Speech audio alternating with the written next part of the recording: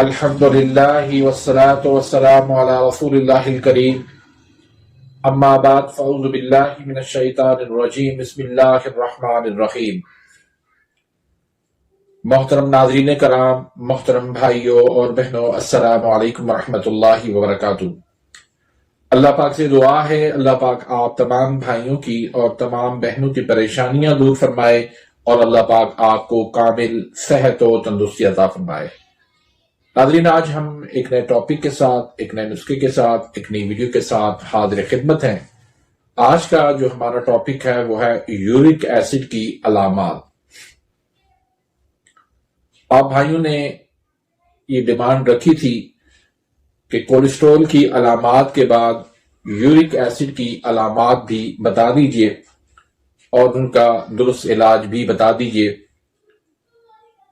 تو York acid ایک ایسا کیمیکل ہے، ایک ایسا ایسڈ ہے جو جسم کے اندر رک جاتا ہے، گردے اس کو خارج نہیں کر پاتے اور وہ پھر مختلف جگہوں پر رک کر خرابی کا باعث بنتا ہے۔ اس کو عام زبان کے اندر جوڑوں کا درد کہا جاتا ہے، لیکن یورک ایسڈ ضروری نہیں ہے کہ صرف جوڑوں کے اندر ہی درد پیدا کرے۔ اس کے علاوہ یہ خون کی نالیوں کو تنگ کرتا ہے، اس کے اندر لوتھڑے بناتا ہے، اس کے اندر بلاکیج بناتا ہے۔ اس طرح اس وجہ سے پھر بلڈ پریشر کو یہ ہائی کرتا ہے، پھر یہ گردوں کی بیماریاں بھی پیدا کرتا ہے۔ اگر میں آپ کو اس طرح سمجھا دوں کہ اس کا جو پہلا اسٹیج ہوتا ہے وہ یورک ایسڈ ہوتا ہے، اس کے بعد پھر یہ جو ہے وہ گاؤٹ نامی بیماری پیدا ہو جاتی ہے، پھر گینٹھیا اور ارتھرائٹس جو ہے وہ پیدا ہو جاتے ہیں، وہ انتہائی صورت ہوتی ہے۔ تو بہرحال اس کی جو علامات ہیں ان میں سب سے پہلے جو سر فہرست ہے وہ ہے جوڑوں کے اندر درد ہونا۔ پہلے انگوٹھوں کے اندر درد ہوتا ہے، پھر انگلیوں کے اندر درد ہوتا ہے، پھر آہستہ آہستہ جو ہے مختلف جوڑوں کے اندر جو ہے وہ درد ہونا شروع ہو جاتا ہے۔ پھر جسم کے اندر بھی دردیں ہونا لگنا شروع ہو جاتی ہیں اور پورے جسم کے اندر درد محسوس ہوتا ہے۔ تیسرے نمبر پر اس کی جو علامت ہے، سمٹم ہے، وہ یہ کہ جسم کے مختلف حصوں میں اسپاٹ بن جاتے ہیں، ریڈش اسپاٹ بن جاتے ہیں یا پرپل کلر کے اسپاٹ بن جاتے ہیں۔ تو یہ بھی ایک سمٹم ہوتا ہے، یہ بھی ایک علامت ہوتی ہے کہ آپ کو یورک ایسڈ کا مسئلہ ہو سکتا ہے۔ پھر چوتھے نمبر پر ایڑی کے اندر درد ہو جانا، اور یہ درد اتنا خطرناک ہوتا ہے کہ بعض اوقات جو ہے انسان جو ہے وہ پاؤں زمین پہ بھی نہیں رکھ سکتا تھا۔ پانچویں نمبر پر یہ خون کی نالیوں کے اندر رکاوٹ پیدا کرتا ہے، اس کو تنگ کرتا ہے، اس کے اندر لوتھڑے بناتا ہے، جس کی وجہ سے پھر یہ ہوتا ہے کہ بلڈ کی سرکولیشن جو ہے وہ صحیح طرح سے باڈی کے اندر پہنچ نہیں رہی ہوتی، اور پھر ہاتھ پاؤں کا سن ہو جانا، ہاتھ پاؤں کا ٹھنڈا ہو جانا، ہاتھ پاؤں کے اندر جو ہے وہ سوجن ہو جانا، اس طرح کے جو ہے وہ علامات ظاہر ہو جاتی ہیں۔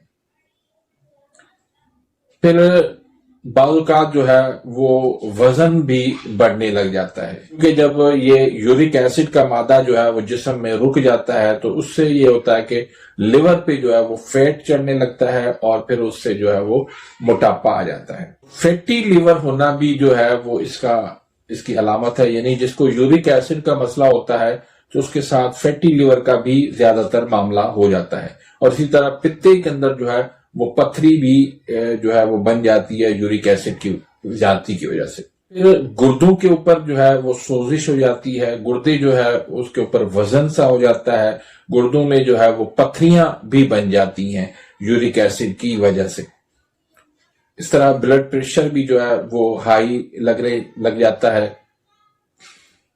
اس کا جو بنیادی سبب ہے جو میں سمجھتا ہوں وہ یہ ہے کہ فیٹی لیور کی خرابی کی وجہ سے پھر آپ کے گردے کمزور ہوئے اور جو ان کو یورک ایسڈ کو باہر نہ نکال سکے اور پھر وہ یورک ایسڈ جو ہے وہ جسم کے اندر رک گیا. تو آپ نے کرنا کیا ہے کہ لیور کو ایکٹیو کرنا ہے. لیور کو ایکٹیو کریں گے، فیٹ اس کا ختم ہوگا، فیٹی لیور اس کا ختم ہوگا، اور اسی سے پھر یہ گردے آپ کے کام کرنا شروع کر دیں گے، اور آہستہ آہستہ جو ہے وہ یہ یورک ایسڈ جو ہے جسم سے خارج ہونا شروع ہو جائے گا. تو اس حوالے سے ایک میں آپ کو نسخہ دیتا ہوں، انشاءاللہ یورک ایسڈ کا جو مسئلہ ہے وہ اسی نسخے سے انشاءاللہ حل ہو جائے گا. تو اس کے ساتھ ساتھ غذا پہ بھی آپ نے خصوصی توجہ دینی ہے. اس میں آپ نے تمام تر جو ٹھنڈی اشیاء ہیں جیسے دودھ ہے، دہی ہے، اور کسٹرڈ ہے، سیویاں ہے، کدو ہے، اور اس طرح بڑا گوشت ہے، چاول ہے، اور اسی طرح کولڈ ڈرنک ہے، چائے ہے، آلو ہے، مٹر ہے، گوبھی ہے، بینگن ہے.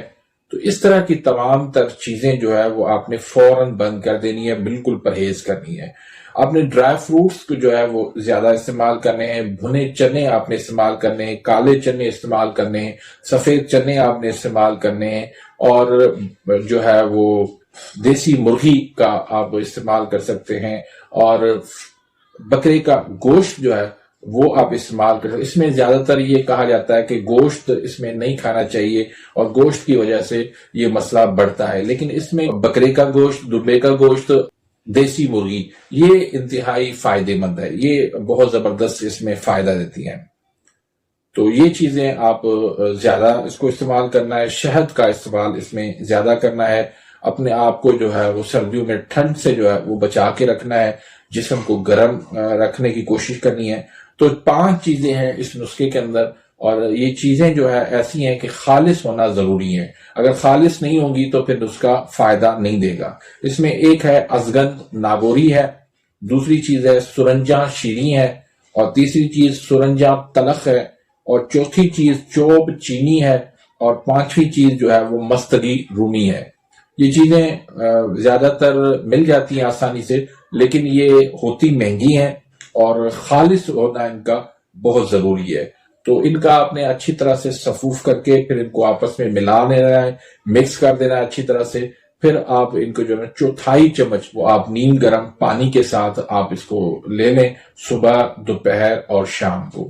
یا اگر آپ نہیں بنا سکتے تو مجھ سے بھی آپ منگوا سکتے ہیں. میں نے ان کو جو ہے وہ کیپسول میں ان کو بھر کے رکھا ہوا ہے، تو آپ مجھ سے یہ نسخہ منگوا سکتے ہیں. واٹس ایپ پہ آپ رابطہ کر دیجیے گا. تو امید کرتا ہوں کہ آج کی اس ویڈیو سے آپ مستفید ہوئے ہوں گے. اگر چاہتے ہیں آپ کے پاس اس طرح کی مفید ویڈیوز آتی رہیں، میرے اس چینل کو سبسکرائب ضرور کیجیے گا. سبسکرائب کر دیجیے، بیل آئیکن گھنٹی کے نشان کو پریس کر دیجیے. ویڈیو پسند آتی ہے تو اس کو لائک کریں، آگے دوستوں کے ساتھ شیئر کریں. اگر کوئی سوال پوچھنا چاہتے ہیں، کوئی مشورہ دینا چاہتے ہیں تو کمنٹس کے اندر ضرور بتائیے گا. اپنی دعاؤں میں یاد رکھیے گا. ملتے ہیں انشاءاللہ نیکسٹ ویڈیو میں، تب تک کے لیے اجازت. اللہ حافظ.